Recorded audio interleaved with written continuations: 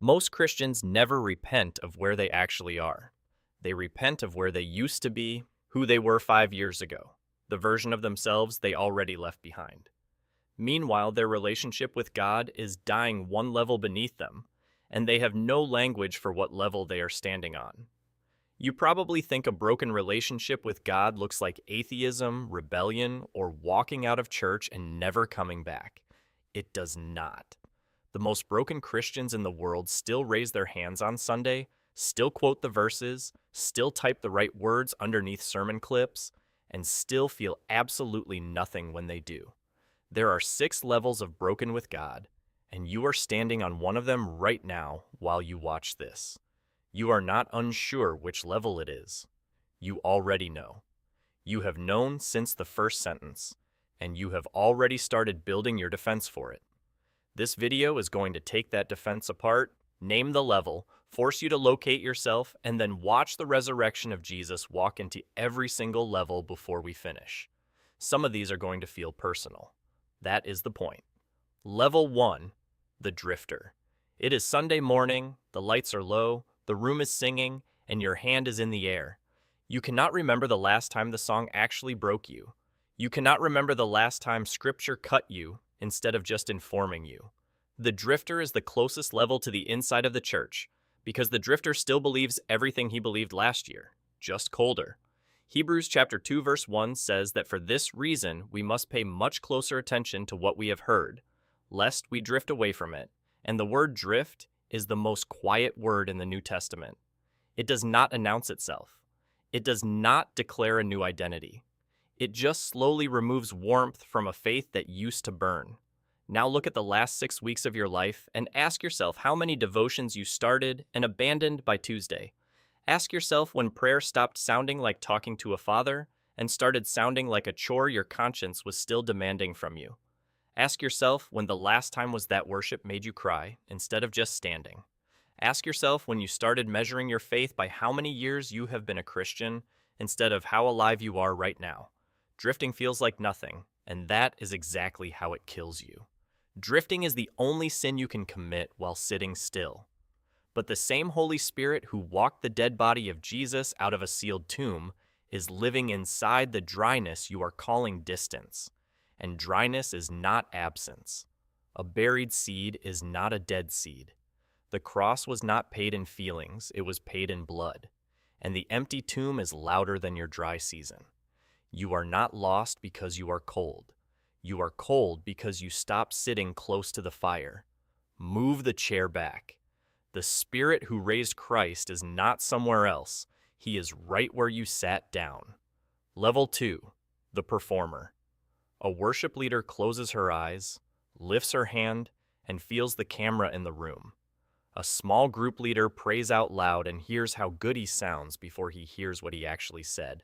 A teenager posts a verse to a story and refreshes the screen to count the views before the song is even over.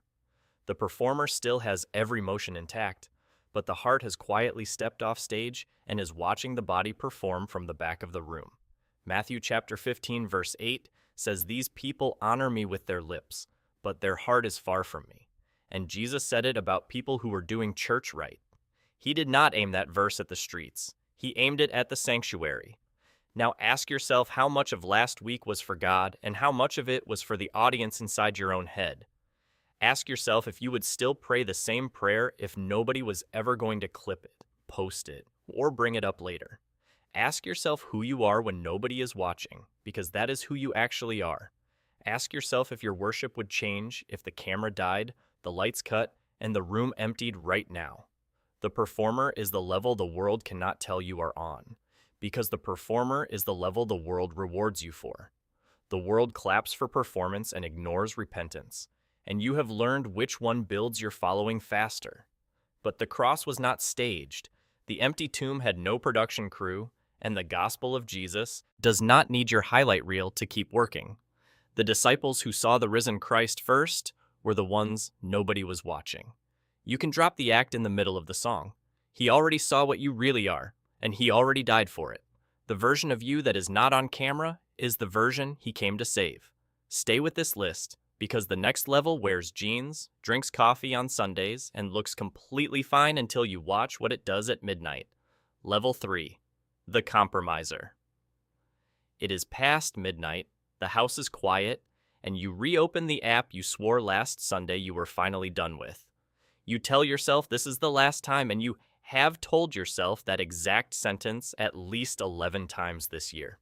The compromiser is the level where one sin is growing in the dark, fed once a week, then twice, then nightly, until it has its own room in your life with the door locked from the inside and the key in your pocket. James.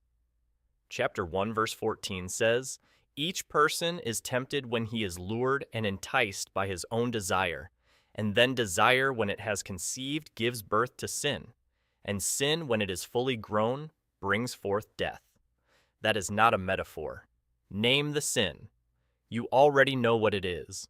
It is the one you have been negotiating with this month, the one you have been promising to deal with after one more weekend, the one you have a private justification for that you would never say out loud in church, in counseling, or in front of someone you respect.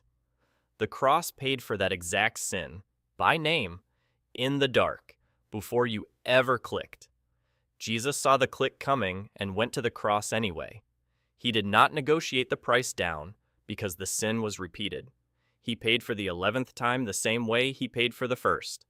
The resurrection means you are not chained to the version of yourself that keeps opening that app, and the empty tomb is the proof that the body that died for it walked out free.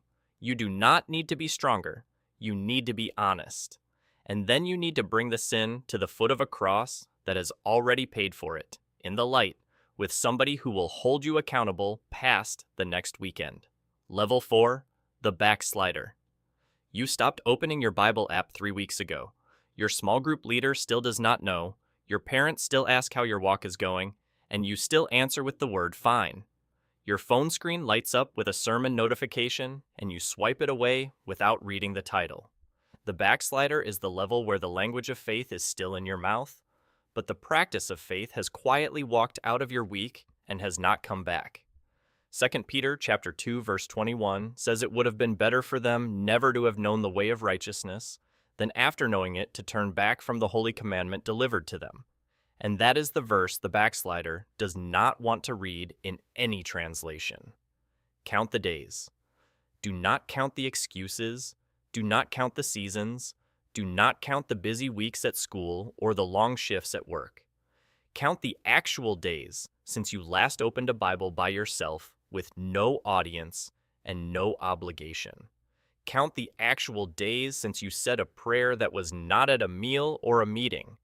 Peter denied Jesus 3 times in one night, swore on his life he never knew him, watched him die from a distance, and was eating breakfast on a beach with the risen Christ before the week was out. The cross paid for the denial. The empty tomb is the reason the breakfast happened, and your 3 weeks is not your verdict. It is your invitation. You are not too far gone. You are exactly the person the resurrection of Jesus is for. The risen Christ did not wait for Peter to fix himself before he cooked the fish. Do not tap away if you just located yourself on this level, because the levels deeper than this one still get rescued, and the next 2 are the ones nobody is preaching about right now. Level 5. The numb you were choosing and you feel nothing. You used to flinch, you used to grieve, you used to lose sleep, and now there is just silence on the inside where the conviction used to live. The numb is the level where the conscience has stopped working as a smoke alarm, and the fire is still burning in every room of the house. Romans chapter 1 verse 28 says that since they did not see fit to acknowledge God, God gave them up to a debased mind to do what ought not to be done. And 1 Timothy chapter 4 verse 2 warns about consciences seared as with a hot iron. A seared conscience does not feel the burn anymore. That is the entire problem. This is the level where your danger is not that you feel far from God. This is the level where your danger is that you no longer care that you do. Look at the last sin you committed and ask yourself if it cost you a single second of internal grief before you went back to scrolling, eating, sleeping, or laughing about something else. If the answer is no, This is your level. If the answer is no, the most dangerous thing in your life right now is not the sin itself, it is the silence that followed it. But the same God who raised a 3-day dead body out of a sealed grave raises consciences that have gone silent, and a heart that cannot feel is exactly the kind of heart Jesus came to resurrect. Lazarus was 4 days dead. Jesus called his name anyway. The cross is not just for the sin you grieve over. The cross is for the sin you stopped grieving over. He still hears the alarm, even when you have stopped hearing it, and he is still walking toward the fire with water in his hands. Level 6, the unreachable. You read about grace and feel nothing applies to you. You watch testimonies, and you are quietly certain that whatever line they did not cross, you crossed it. The unreachable is the level where you have stopped trying because you have already decided the verdict, and you are doing the courtroom's job for it. Romans chapter 8, verse 38 says that neither death nor life, nor angels, nor rulers, nor things present, nor things to come will be able to separate us from the love of God in Christ Jesus our Lord. And the unreachable level is the level that has decided that verse has an exception with their name written next to it. Name the moment you decided.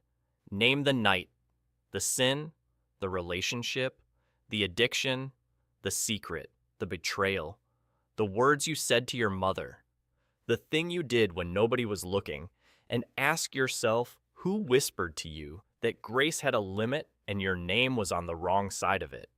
It was not the Holy Spirit. The Holy Spirit does not whisper that you are too far gone. The Holy Spirit whispers, "Come back." The empty tomb is the public receipt that there is no level beneath grace, no sin too late, no version of you that the body of Jesus refused to die for. The thief on the cross next to him had minutes left to live, and he made it home.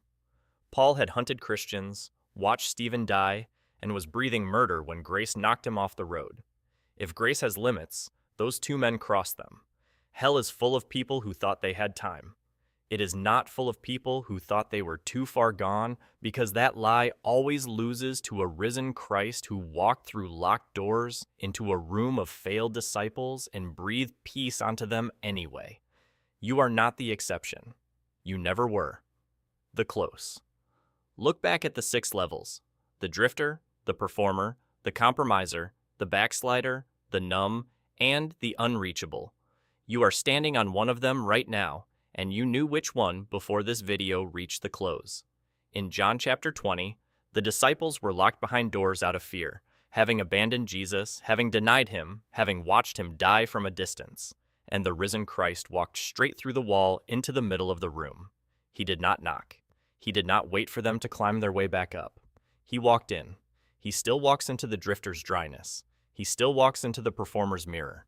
He still walks into the compromiser's midnight. He still walks into the backslider's silence. He still walks into the numb heart. He still walks into the level you swore was unreachable. He walks in because he paid the price to walk in, and no door you have locked on yourself was built stronger than the stone the angel rolled away. The cross paid for every level. The empty tomb proved the payment cleared. The Holy Spirit is the receipt living inside you while you watch this. You do not climb up the levels. You do not earn your way back to level 1. You do not perform your way back into a relationship that grace already paid the entry fee for. You confess where you actually are, and the risen Christ meets you on that step, not the one above it. Repentance is not gymnastics. It is just telling the truth about where you are standing.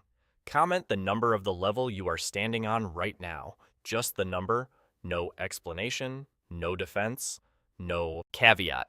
Subscribe so the next video finds you before the level beneath this one does.